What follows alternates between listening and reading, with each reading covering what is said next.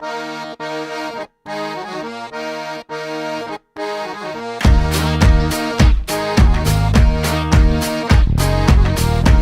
everyone, I felt the need to make a video on how the future will judge us, how we will be seen by those who are our descendants, those in the future who look back on us with a perspective as we look back on our own ancestors, as we look back at the people in our own past around the world, whether they be our ancestors or whether they be our grandparents or parents, or whether they be people around the world that we're not directly related to.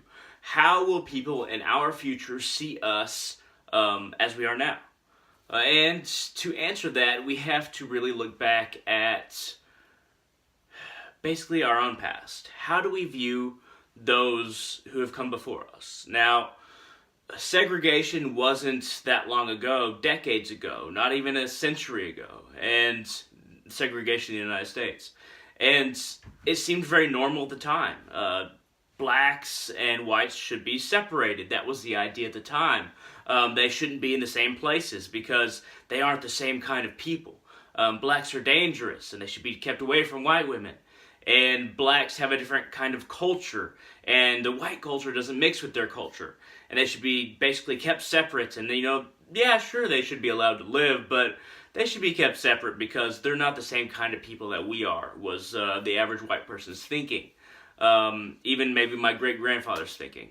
Not my grandfather's, because I know my grandfather wasn't racist and isn't racist, but maybe my great-grandfather. Now, there are other examples, like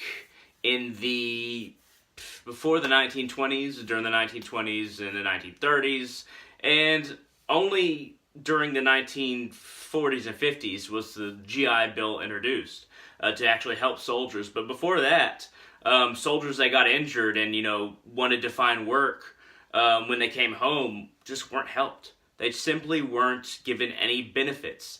And if you weren't useful to the state, to the government, then once you got home, you were cast aside and said, okay, well, you can't help us anymore, so go out there and just do whatever you can because we're not going to help you.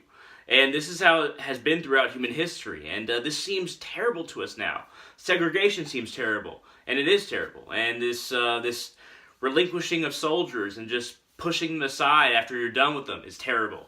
And the torture that has happened throughout human history, the murder of women and children just as quota, as not even necessarily an order, but just, okay, yeah, if this town resisted and we conquered it, then we slaughtered the women and children. That has happened throughout human history until the last couple centuries, maybe three centuries, it started to be lessened. But throughout human history, this has been so prevalent. And we look at that and say, what barbarians our ancestors were, how terrible they were. And when we look at ourselves in relation to the people that have come before us, we don't seem that bad. We don't seem like people who would murder women and children just one-on-one. There are drone strikes and bombings that we kind of say, oh, well, we're trying to hit the enemy. And I'll discuss that in a second. But we don't seem like the kind of people that would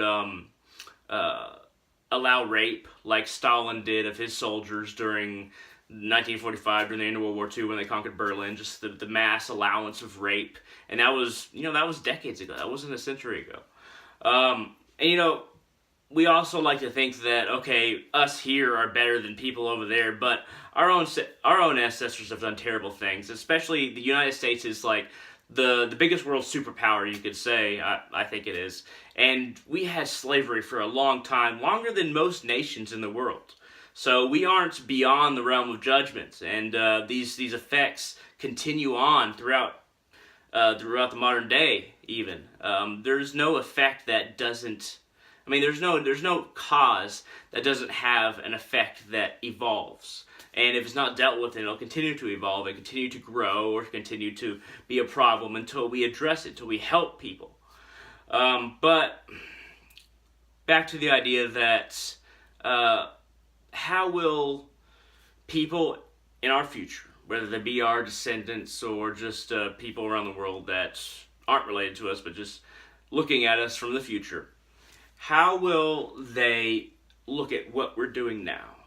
Now, it completely depends on what country you're in. It completely depends on what ideas that you have, what practices you take up, what religion you're a part of to a certain extent, because the different religious radical groups that we have nowadays are associated with certain religions, but I don't think future generations will necessarily judge an entire religion based on that.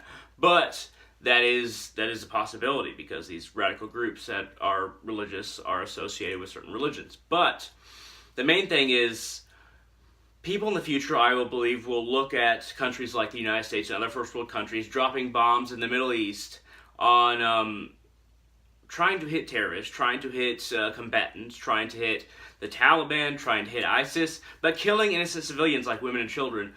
People in the future will be like, how could you have possibly done that? Sure, you're not doing it one-on-one. Sure, you're not putting a gun to their head or slashing them into pieces like our ancestors previously, but you're still dropping bombs with the knowledge that there's a lot of innocent civilians around. So why would you do that? Just like we look at segregation and say, why would you do that? Just like we look at maybe even the bombs in Japan, where we dropped 2 nuclear bombs, people look at that and say, we will look at that nowadays, a lot of us say, why did we do that? The Romans, who butchered so many barbarian European, now that we consider that, European tribes, women and children, we say, why would you do that? But we're dropping bombs. The United States of America is dropping bombs on places where, yeah, there's combatants, but there's also innocent men, women, and children who aren't combatants, babies. And people in the future are going to look back at us and say, why did you do that? How could you? And, it comes down to, the explanation we give ourselves. That, okay, yeah, but we don't want to hit the women and children, but we just end up hitting them with drone strikes, with bombs. And that doesn't excuse it, though. We can send in, without going too deep into military strategy, we can send in storm troops. We can send in troops particularly interested in taking out the enemy without hurting innocent civilians, but that would put us at risk, and that is a danger that we take up when we go into war, that we're putting our own people at risk, and that should be a danger that we take up instead of killing innocent men, women, and children. And even if some of those women and some of those men and even some of the children, even if all of them aren't innocent, if we kill an innocent men, women, and children, then that becomes a problem as far as morals go on us. It's our fault when we do that. Whoever makes the decision to do that, it's their fault. It's not the soldiers' fault. The soldiers are just ordered to do it, to just drop bombs or to scatter artillery across a town or a city. But the people who make decisions, it's their fault. And it should be squarely placed on them, and to some extent to us for not basically protesting it. There are other things nowadays that I think people in the future will look at us and say, how could you have done that? And it probably has to do with medical care and education. Now, every country that has free college education just does better as far as GDP goes.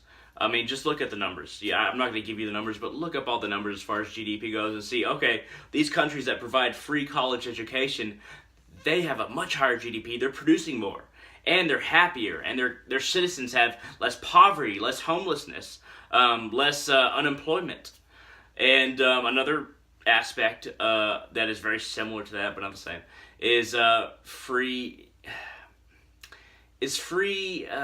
medical care.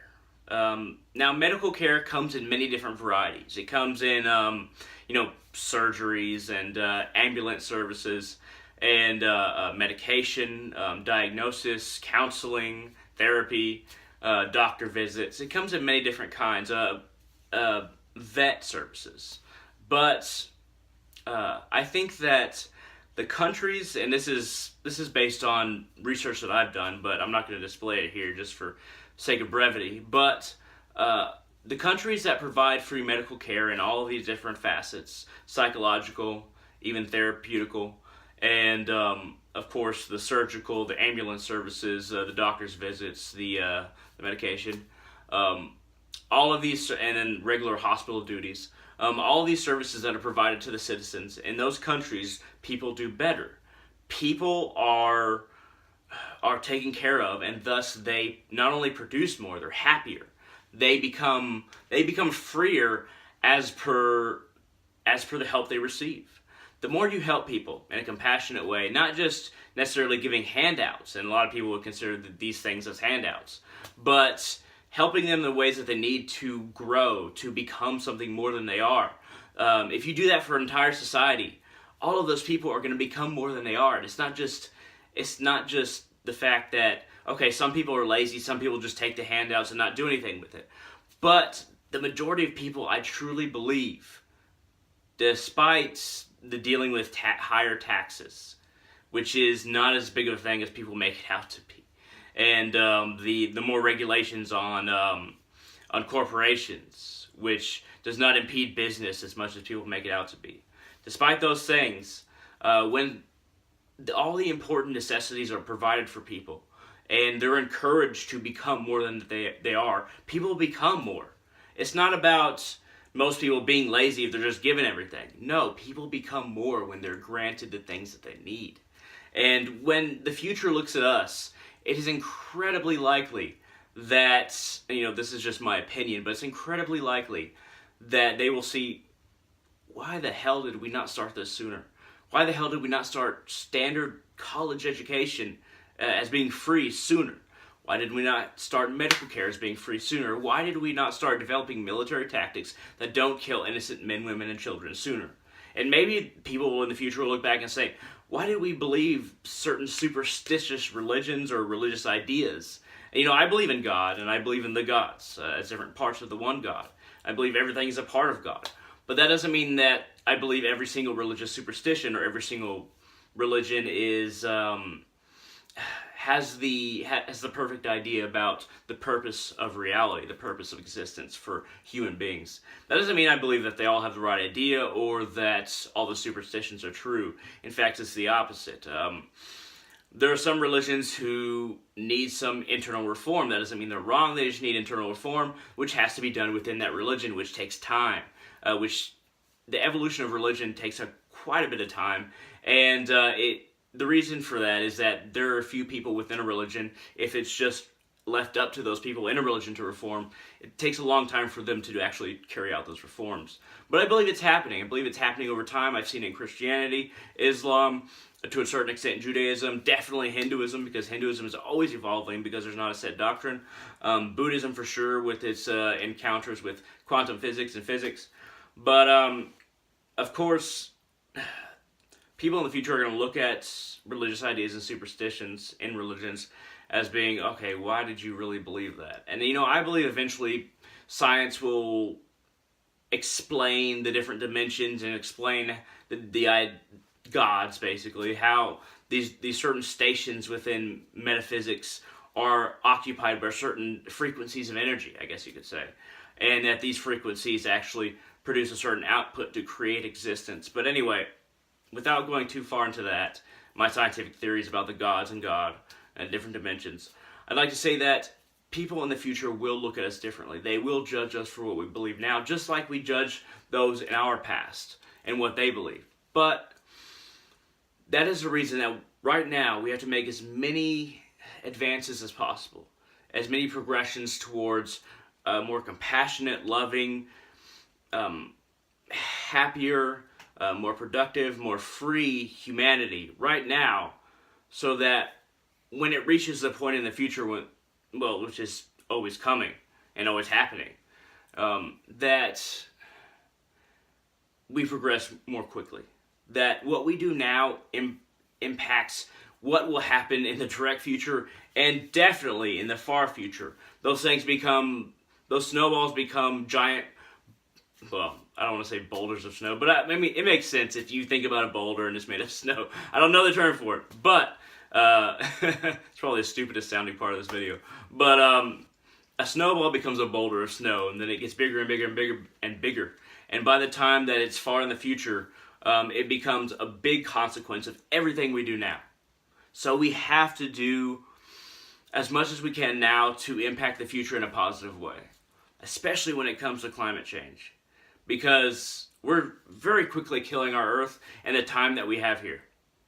There is not a lot of time to be had if we continually pollute our Earth, because this is where we live. We don't have the means to move to another planet right now, to move a large percentage of people, maybe several hundred or several thousand even, but there are billions of people on this Earth.